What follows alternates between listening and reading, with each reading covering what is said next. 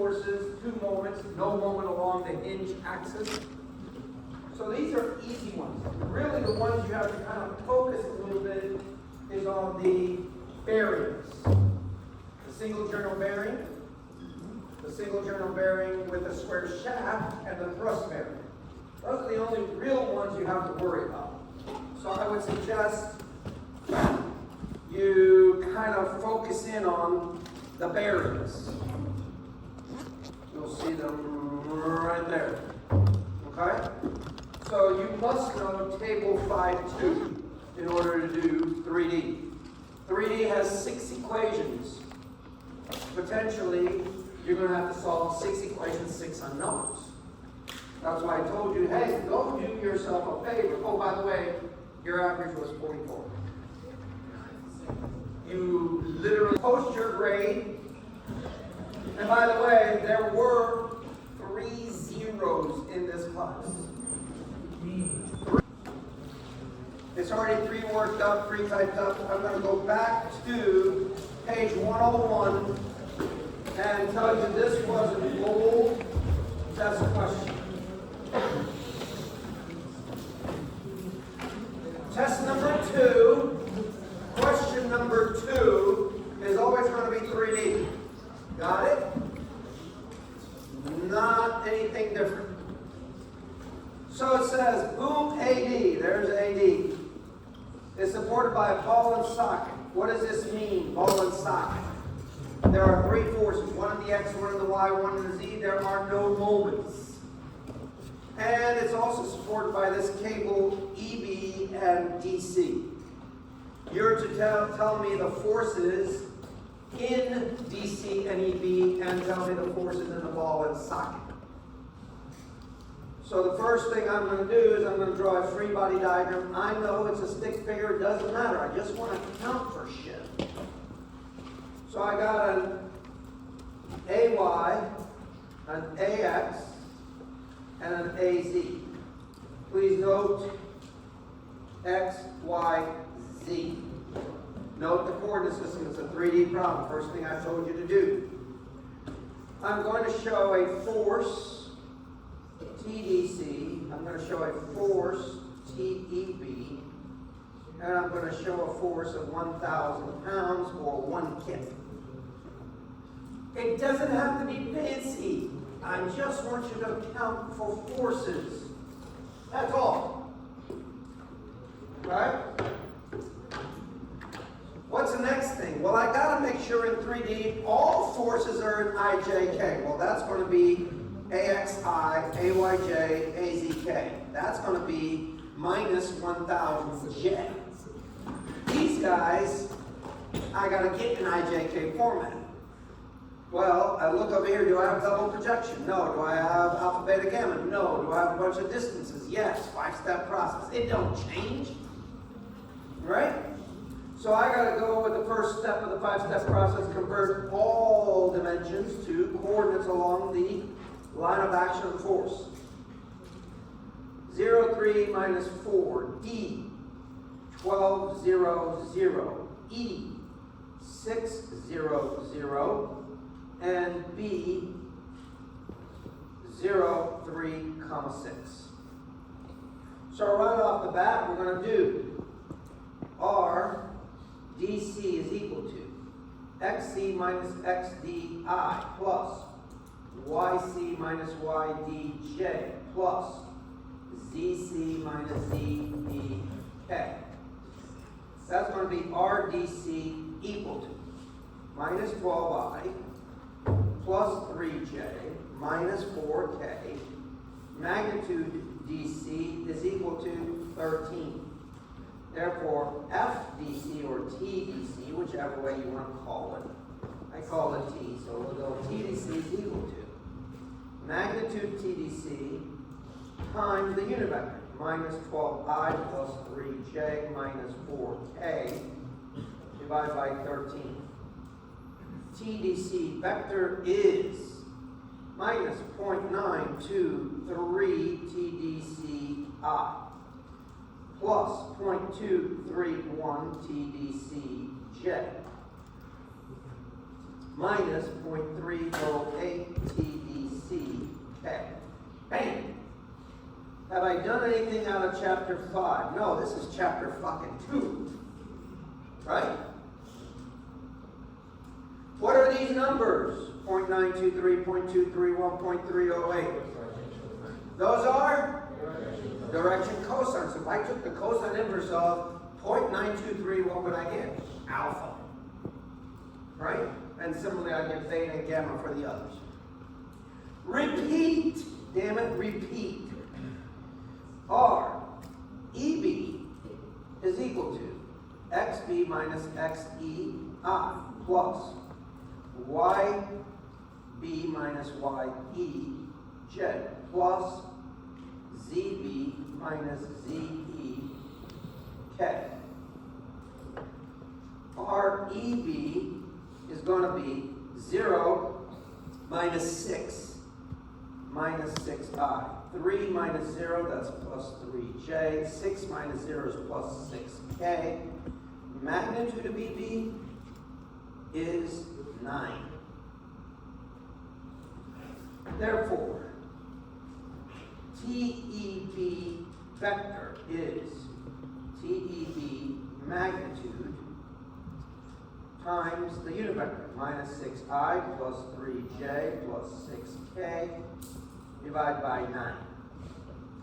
So, TEB vector will be minus 0.667 TEB I plus 0.333 TEB J plus 0.667 TEB K. Voila.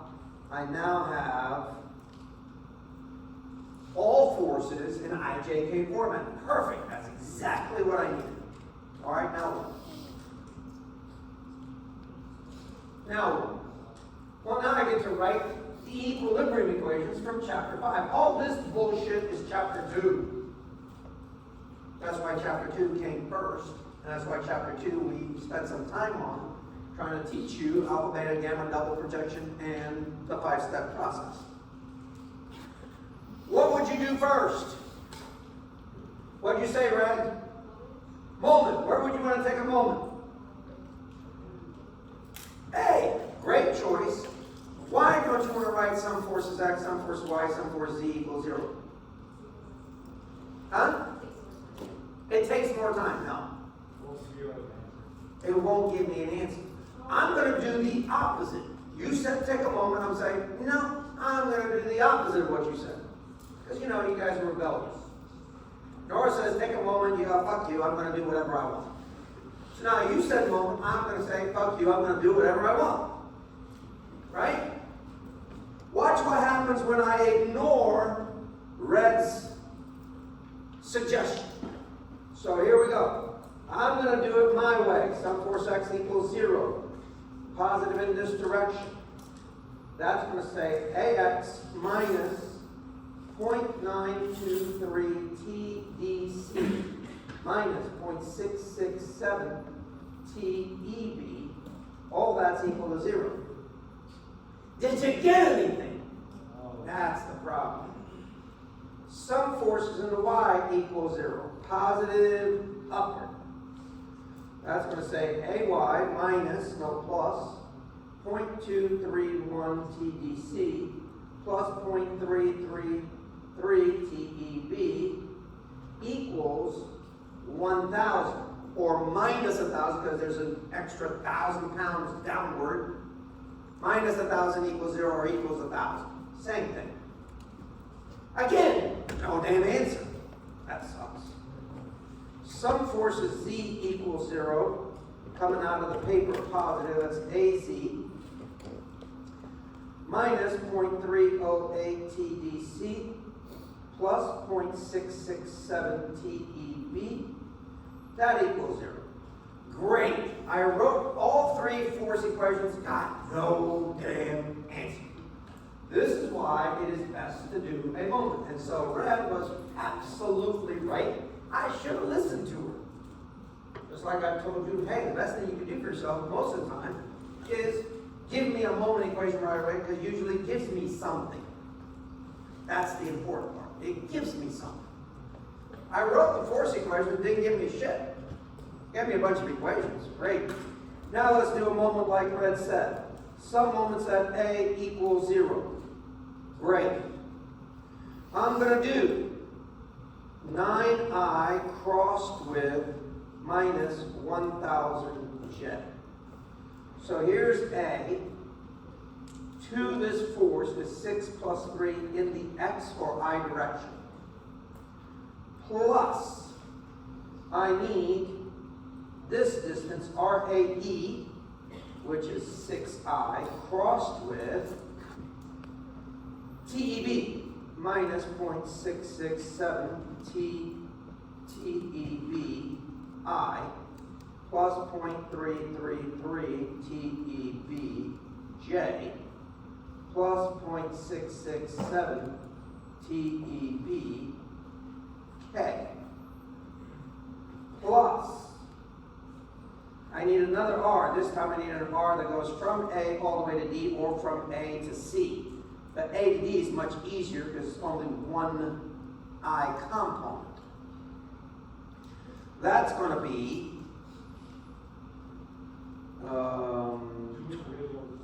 what? Yep. 12I crossed with DC minus 0.923 TDCI plus 0.231 TDCJ minus 0.308 TDCK. All that was equal 0.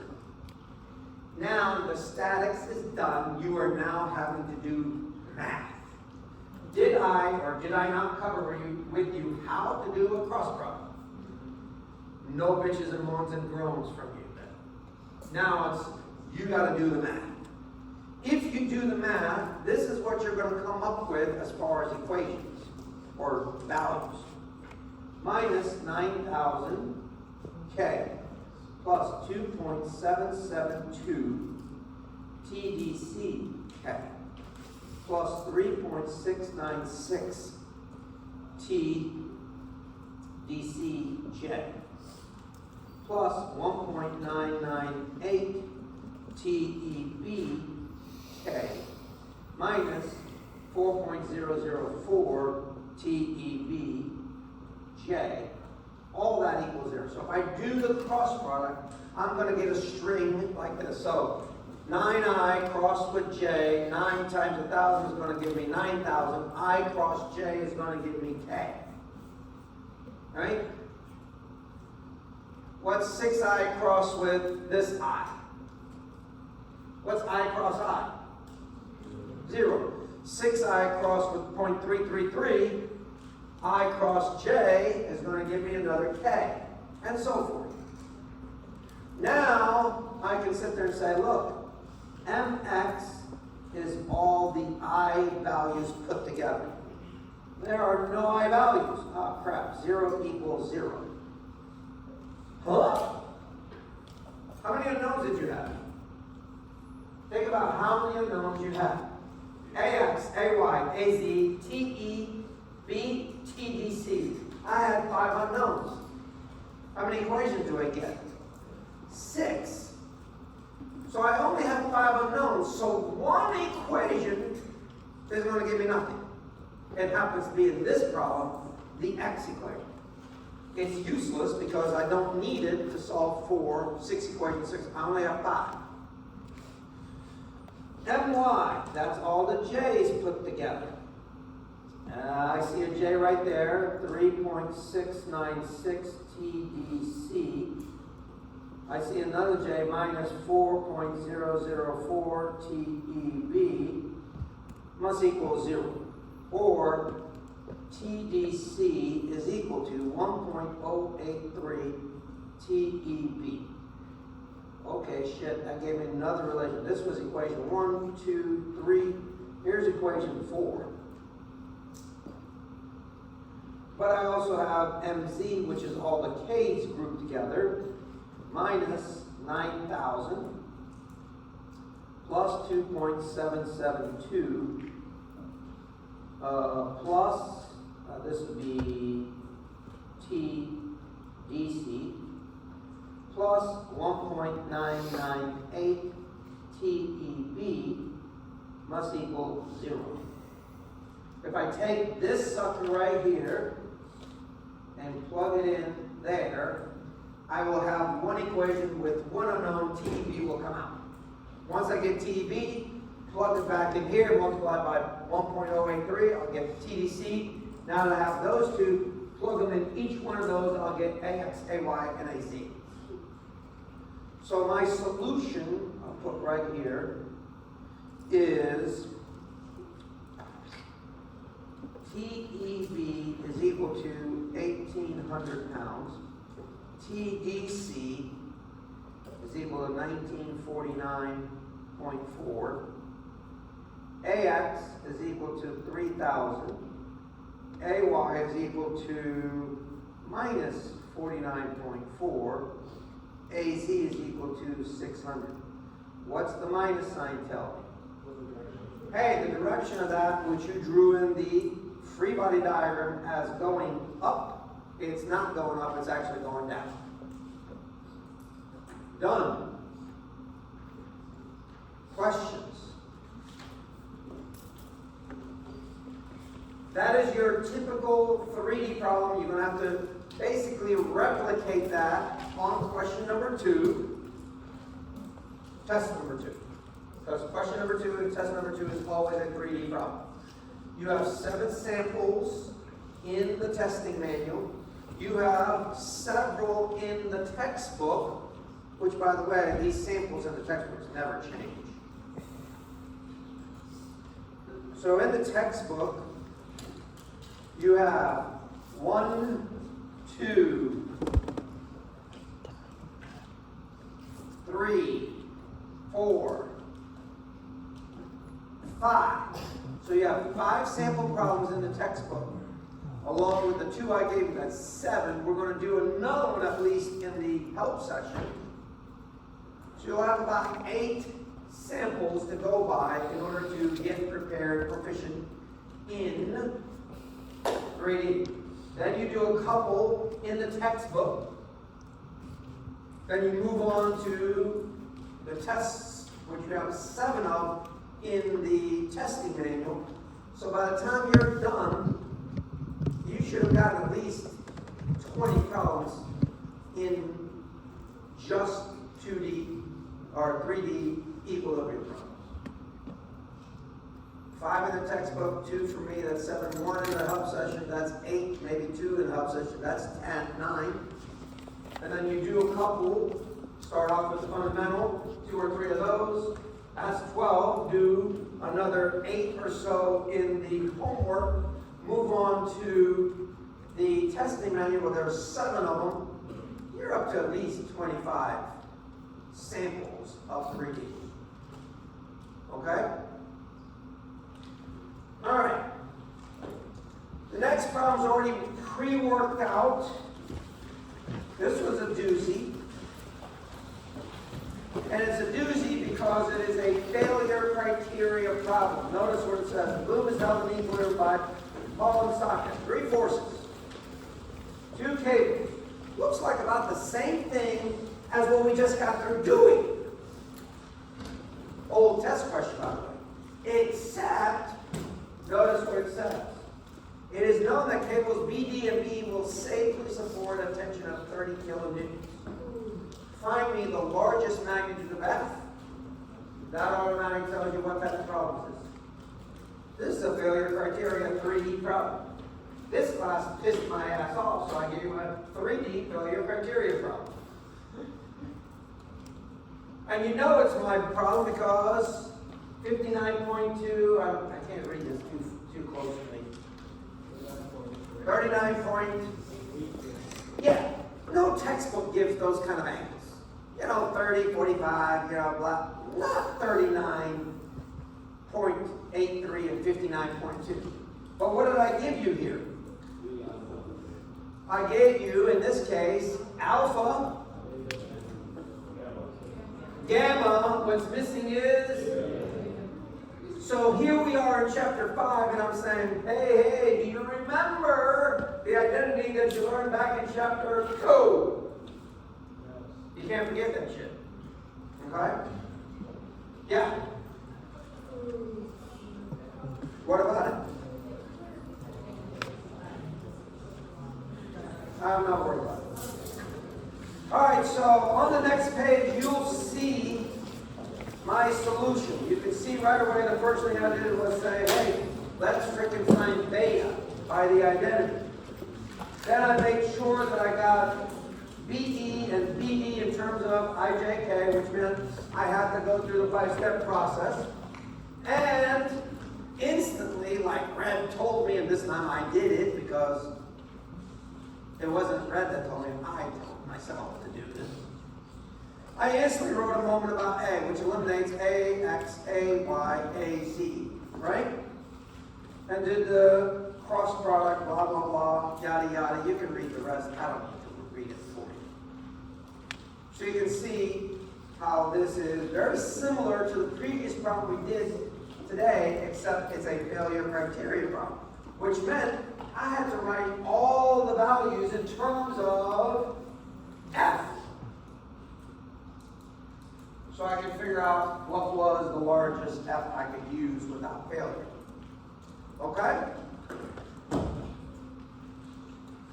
What happens if I tell you the bearings are properly aligned? No moments. No moments. Okay? Alright. We are moving on to chapter 6. Chapter 6 is all about structures, primarily trusses and frames. The very first part of chapter 6 is all about how to analyze a truss. The second part is how to analyze a frame or machine. When we talk about machine, it doesn't have to be a gas powered type of thing, it doesn't have to be electrical. No, a machine in this class is a pair of pliers. Something that's going to give us a mechanical advantage. Okay? Trusses, well, let's first talk about structures. The first part of this, everything you need is already pre-written out. There's nothing here that I'm going to say that's not written here. So, I give you the definition of a structure. Primarily, it's an assemblage of materials which are intended to sustain a load. Now, there are 7 primary structures that engineers play with. Number 1 is the beam. And I go through the 7 so you can see what they are and why we use them in individual locations. So a beam, the main purpose is to carry transverse loads. In other words, to carry loads perpendicular to its axis. That's the purpose of a beam. A column or post, notice, is nothing more than to resist axial compression. In other words, compression along its axis.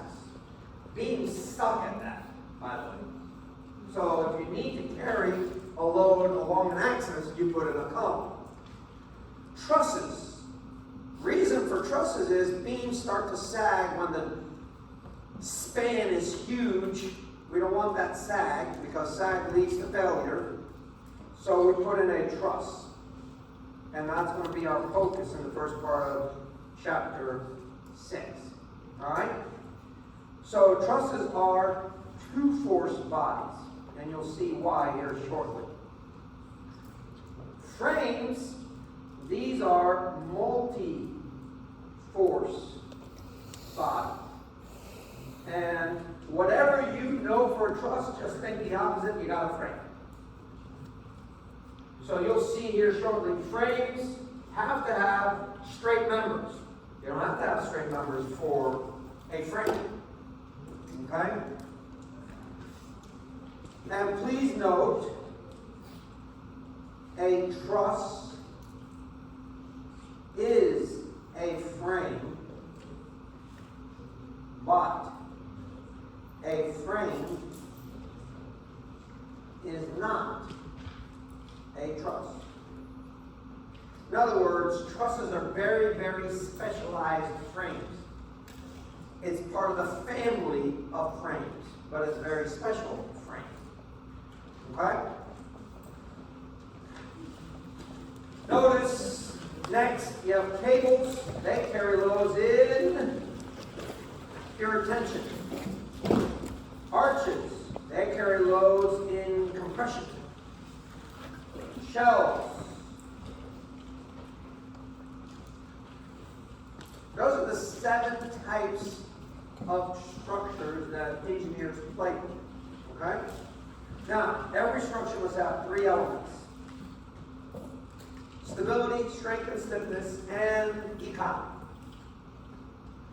You're going to go work for a company, you may have to build a bridge or something, you're going to have to put in a bid. That bid better be cheaper than the other company. So economy is important.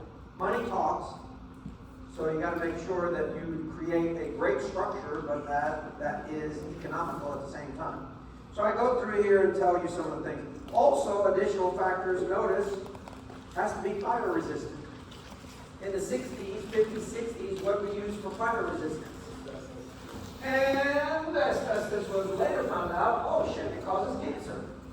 So the Koch building, the first engineering building, had asbestos in it. In the 80s, they came in, hazmat units came in, they're all dressed in white, came in and tore up the building, took out all the asbestos, and refurbished it for later use. Okay? Next, you must be able to integrate stuff. Remember, it's not just the structure. I got to put in electricity, I got to put air conditioning ducts, I got to put in the sprinkler system, etc., etc. So all that's got to be part of it. All right? And then I go through stability, etc. You can read all that. I don't need to read that to you. You guys are capable of reading on your own. All right, trusses. Here we go. First and foremost, definition. Simple truss is a structure / assembly of slender. Okay? That means nothing to you. If you go into civil engineering, slender will mean a very specific thing is beyond you right now. Just know that it's slender, straight members. I can't have curved. No, if it's a curved member in there, it's no longer a truss. It's a frame. Straight members connected together at their ends. So they have to be connected at their ends. Well, if things are connected at their ends, and there's no force or moments on that member, what is that member? A two-force member. So all truss members are two-force members. Okay? Trusses consist internally of triangles. Triangles are inherently stable. So if you want to create, here we go. I just created a truss.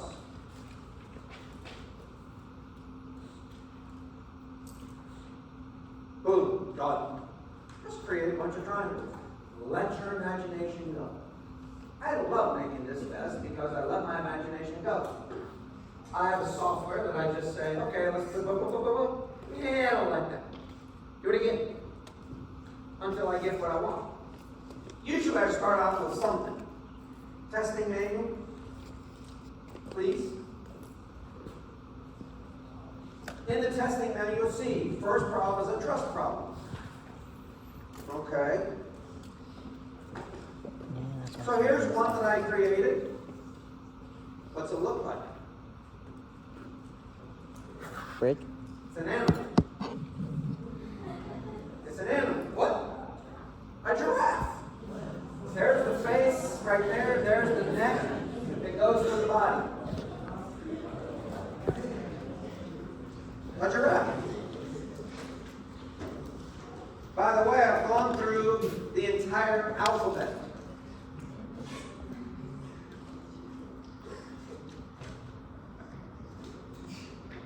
What do you see here?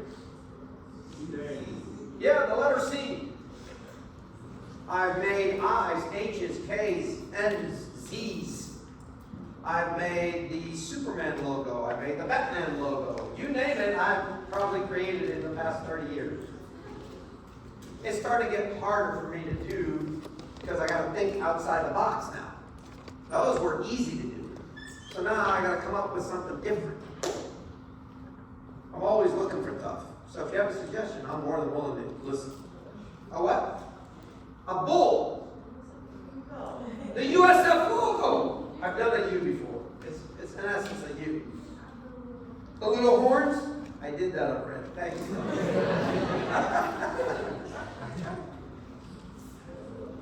All right.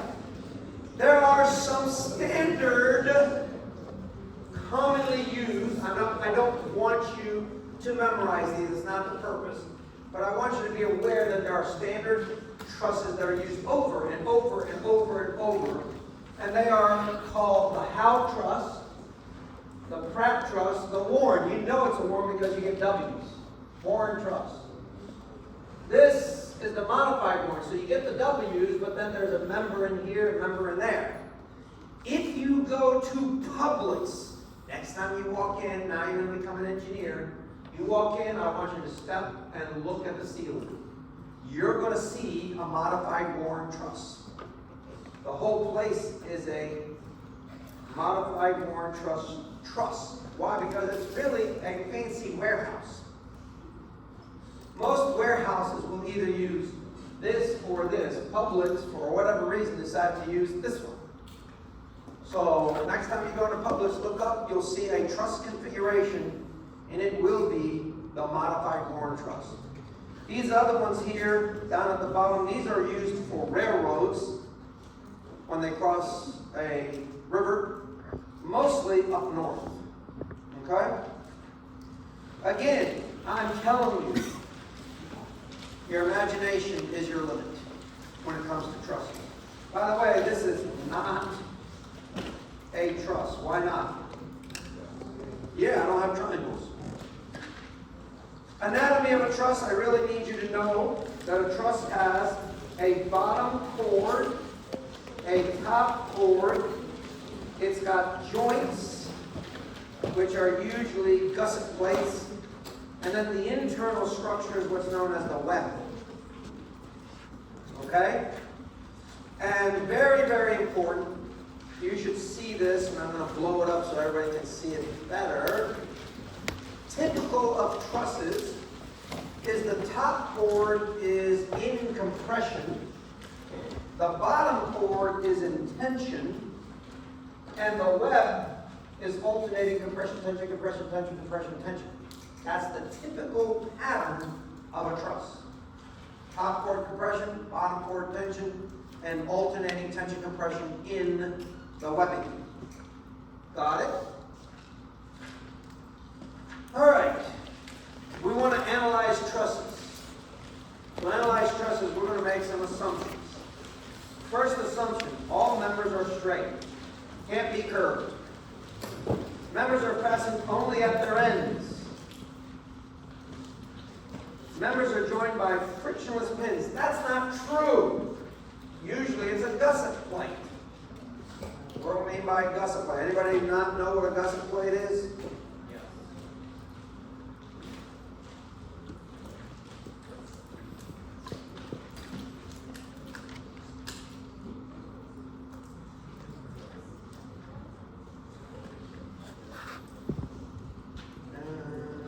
Here. That is a gusset plate. Okay? Now, we say frictionless pin to simplify life. Well, the gusset plate starts to resemble a pin connection the longer and longer and longer the span is. So, we can safely say that it is a pin connection. Weight of each member is applied at the ends, or weight of each member is negligible. Loads are concentrated and applied only at joints. Oh, you mean to tell me I can't do this? Put a load here? Nope. Once you do that, it's no longer a 2/4 member. That now looks like a truss, but it really converts into a frame, not a truss if you're going to put a load there. And you're saying concentrated loads only at joints. So I can only put loads here, here, here, here, here, here, here. Only at the joints. Well, wait a second. What about distributed loads? We're going to get to there because we're going to do a following class on how to put a distributed load in and still obey joints. Loading at joints. So stay tuned. We're going to get there. Okay? Now, if I want to put this force or the weight of this beam into my calculation, I can. Let's say it weighs 100 pounds. Well, I'm going to take and put 50 here and 50 there to account for the weight of the member. Normally, the weight of the member is neglected, but if you want to take it into account, you take the weight, put half it on one joint, put half on the other joint. Okay? That's what that statement number 4 was trying to tell you to do. Okay? So, because we have concentrated loads only at joints, all forces on a truss are 2/4 members, which means they're either in tension, pulling on a pin, or in compression, which is pushing down on a pin. So if I look at a truss member, right? This is the pins. I make a cut. So I look over here. Here's the member. It's in compression, so I'm squishing this member here.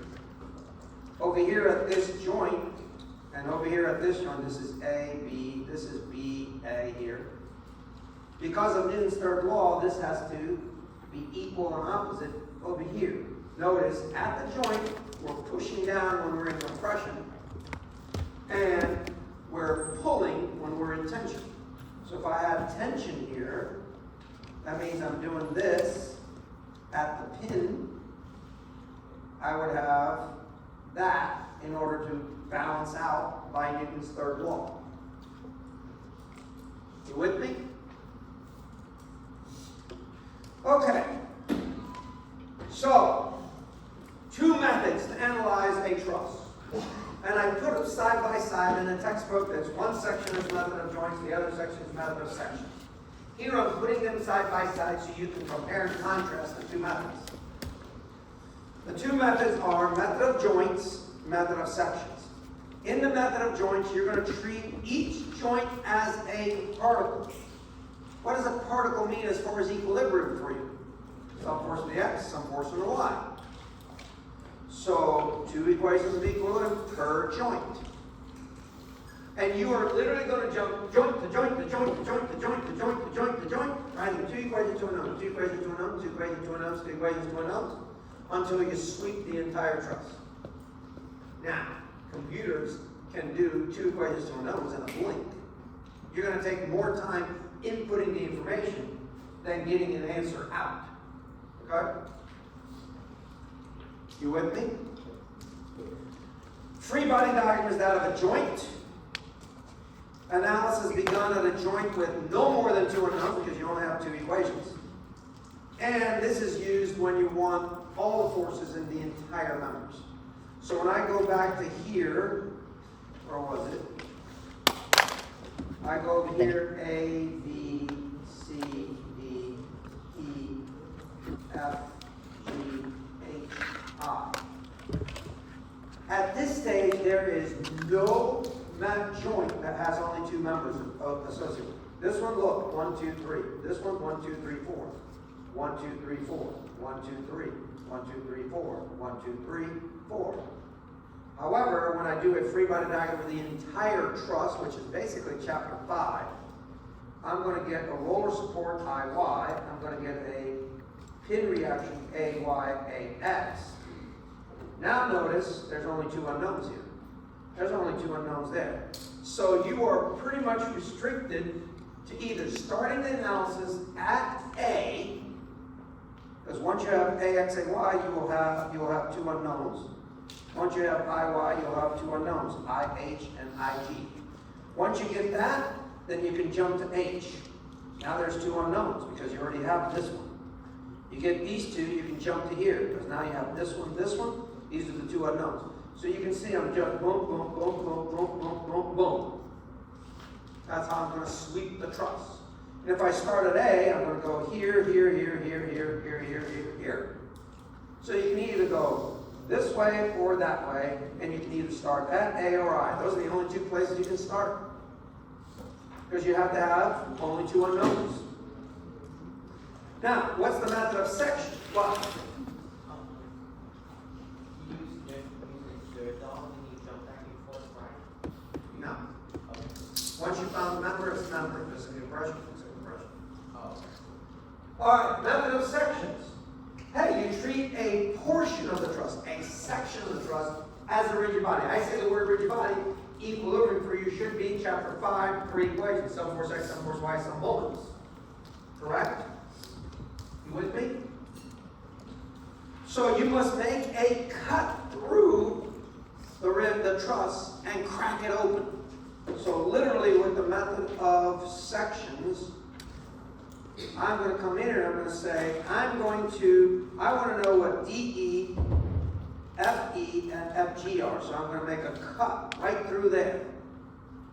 I can either look at this way, or I can look that way. So I can look left or I can look right. And by the way, the cuts don't have to be straight. I can make a cut that looks like a sine wave. I can make it diagonal, I can make it straight up, I can make it horizontal, any cut you want. The key element is you want to cut through no more than 3 unknowns. Right? And you know what? We can break that rule in certain cases, which, of course, I'm going to show you the rule, the situation where you can break that rule.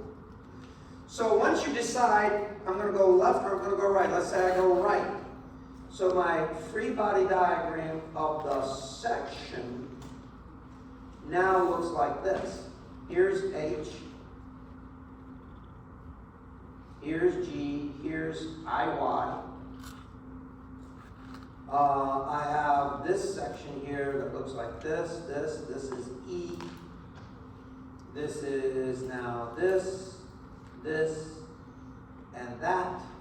I now have cut through these guys. I'm going to show a force here, F, G, F. I'm going to show a force this way, F, E, F.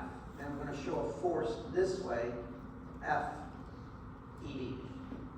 That would be now the free body diagram of the section, a piece of the truss.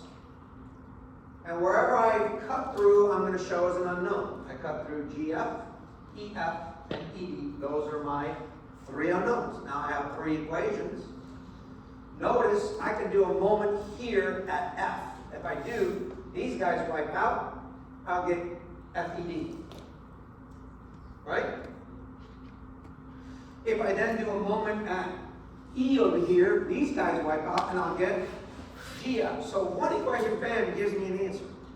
What is this used for? It's used when you want a few items. You don't want the entire truss. You want a couple of forces. So you are at work and you tell your intern, hey, run the truss. Give me some forces in the truss. Intern comes back, gives you the information. You say, should I trust the truss? Should I trust this input? The answer is always, fuck no. You will quickly do a method of section, see if your answers matches the output. If it does, more likely the output's probably correct. But I would never ever take the answer from an output on face value. So those of you that put shit into ChatGPT and it comes out, you go, okay, got it, I can go drink beer now. And I know for a fact sometimes ChatGPT is not always right. No, he's right. So you need to check. And everybody says, well, I don't have to learn this shit, ChatGPT does it. Yeah, you do. You know why?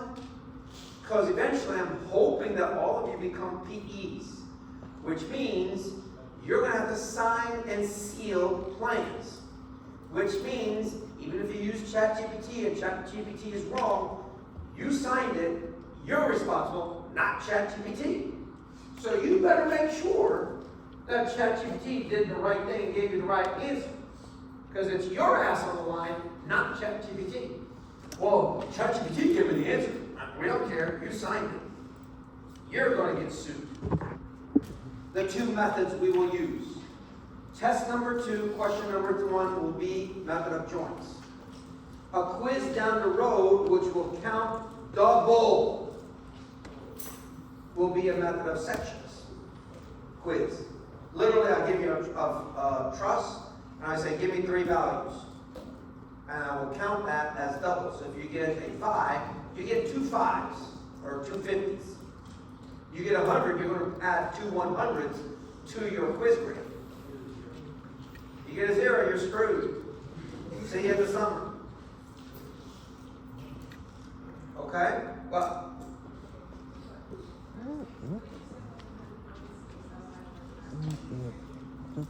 what did I say about it?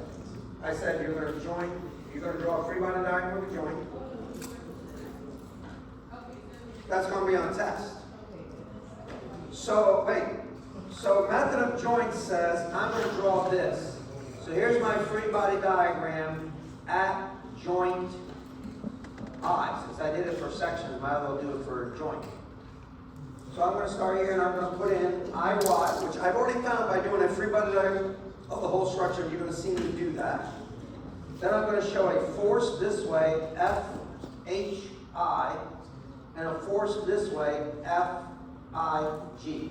Notice the free body diagram is that of a joint. In this case, it's joint I. How many unknowns? 2. They're in the black. How many equations do you have? 2. You can find those. Got it? Now,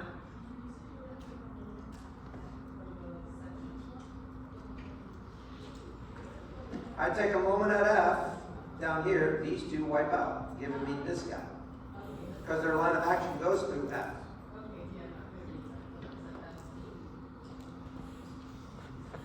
Okay? Who's not with me? Alright.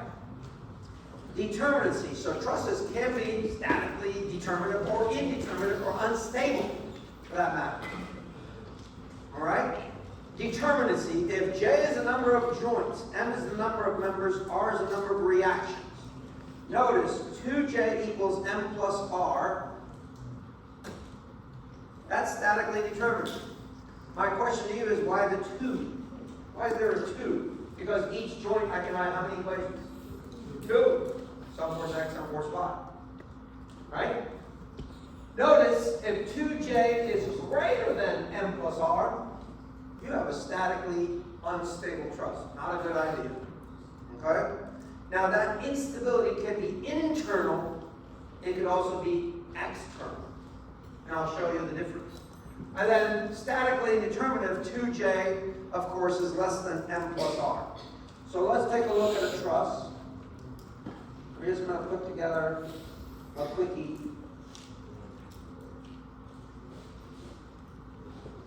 Here's A, B, C, D, E, F, and G. How many joints? 1, 2, 3, 4, 5, 6, 7. J is 7. How many members? 1, 2, 3, 4, 5, 6, 7, 8, 9, 10, 11. Members is 11. How many reactions? There's 2 here because it's a pin. 1 here is a roller, that's a total of 3. So is 2 times 7 equal to 11 plus 3. You can't see that. Is that true? I just drew a statically determined truss. I can proceed to solve this because it's solvable. Okay? Now watch what happens when I take the same truss and I don't do this. Same truss.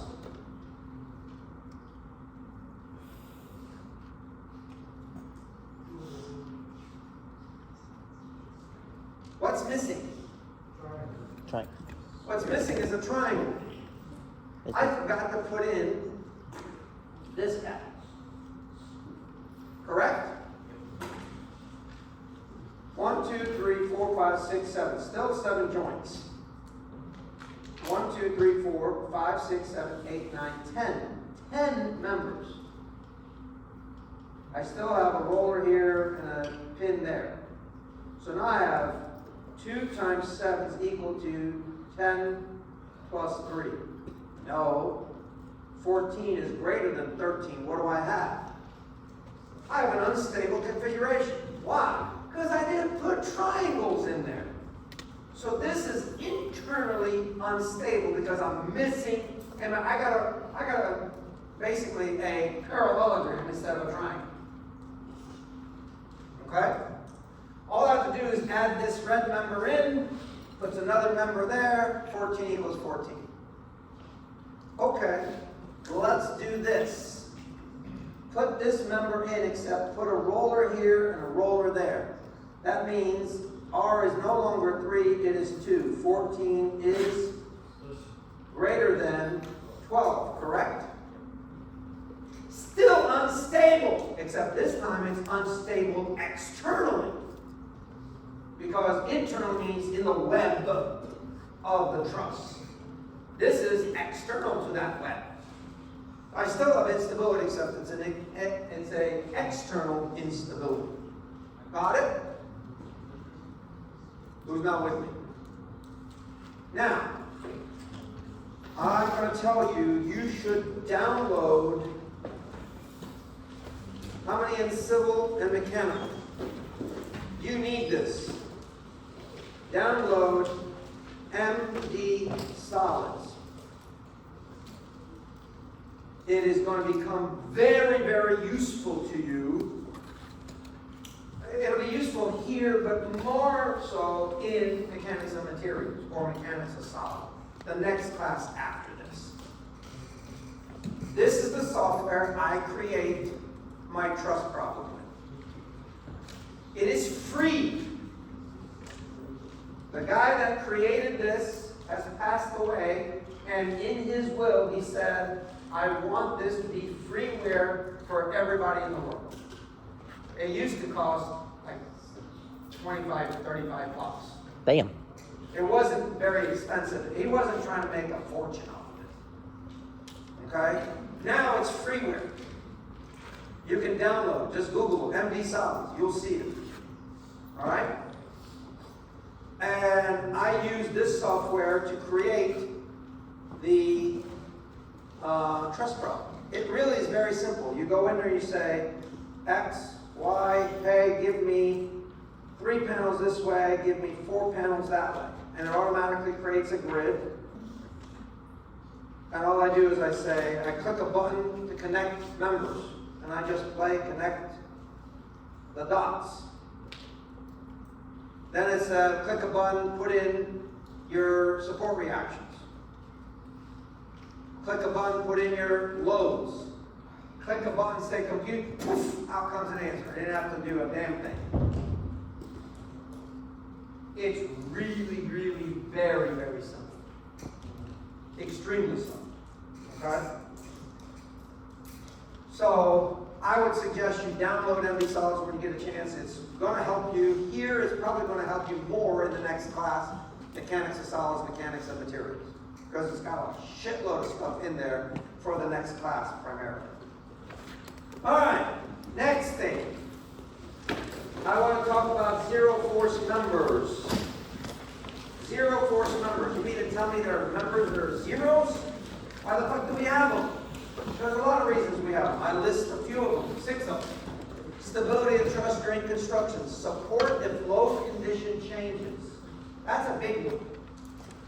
So it's a zero force number until a category 4 hurricane hits. Then that load becomes load bearing because of the hurricane. Anytime else, normal day, it doesn't carry a single load. So if load conditions change, your zeros might carry loads. Maintain rigidity of the truss, keep critical compression members from buckling. So it's 0 until this thing starts to want to buckle, then it starts to support it. Okay? Brace tensile members, and of course, Aesthetics, something engineers really don't think about, but you should. Doesn't look good. So I have a truss.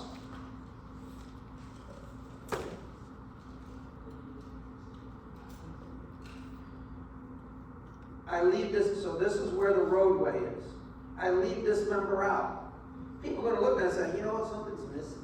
I don't know if that damn truss is safe. And you can tell a lady, it's safe, don't worry about it. I've calculated. I'm like, yeah, no, I don't know that I wanna cross that side.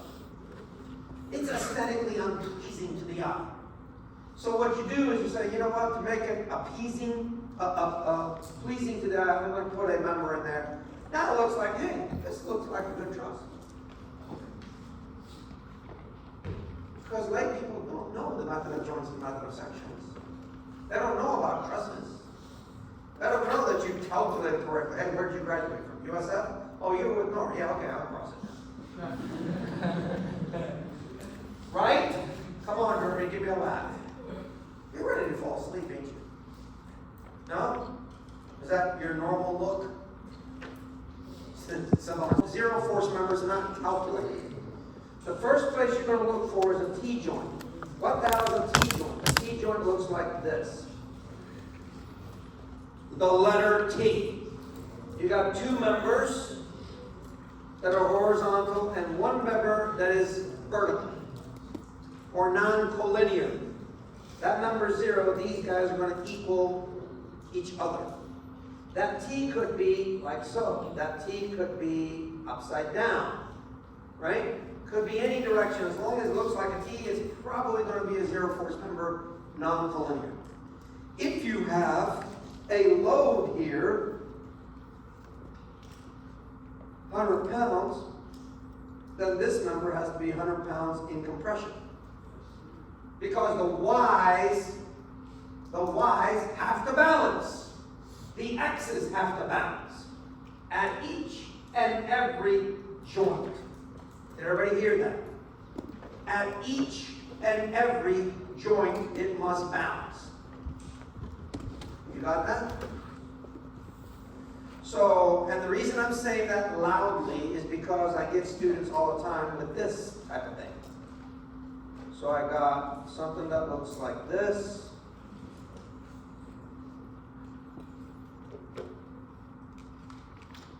I put a load here of 100 pounds.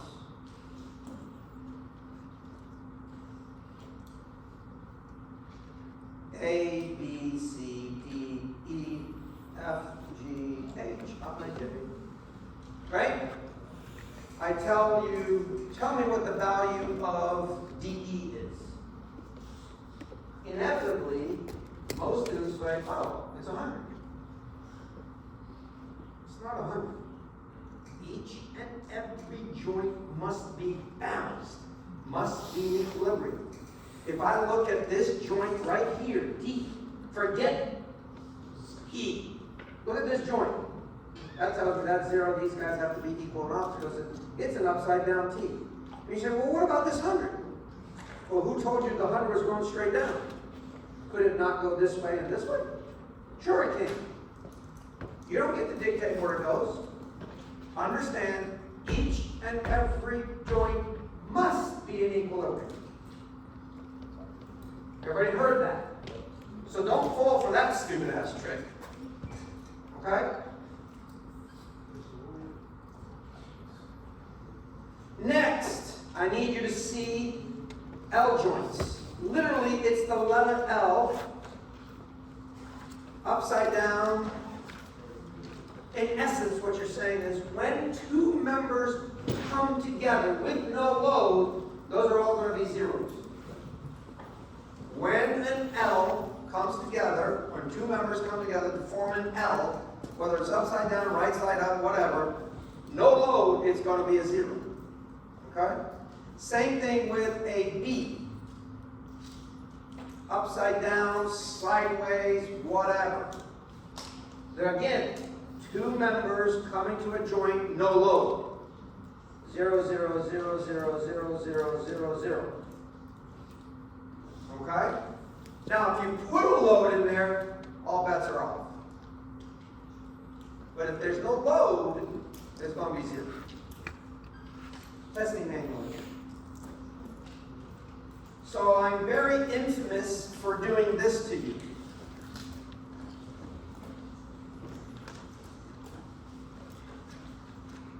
Here's a sample problem.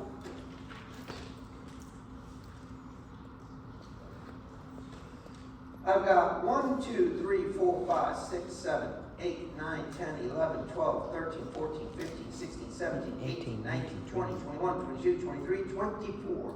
So there are, J is 24 times 2, 48. You're going to have to write 48 freaking equations to solve this. Because I'm saying to you, there are 24 joints. I want to know all the forces in every single number. Before you go to town on writing an equation, the first thing I would do is check the zeros. Check the zeros. First thing I would do. Notice R is 3. So 48 minus 3. There are 45 members in this truss. You really want to write some of the forces in the X, some of the forces in the Y for basically 24 joints? You won't finish the test. So if you look at the solution to this problem, there's a bazillion zeros. Like a ton. Where the hell is it? That's fine. Of course I can't find it.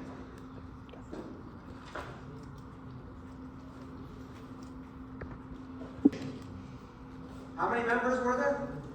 48. 45. 1, 2, 3, 4, 5, 6, 7, 8, 9, 10, 11, 12, 13, 14, 15, 16, 17, 18, 19. There's almost 20 members. 19 members of a 0 out of the 45.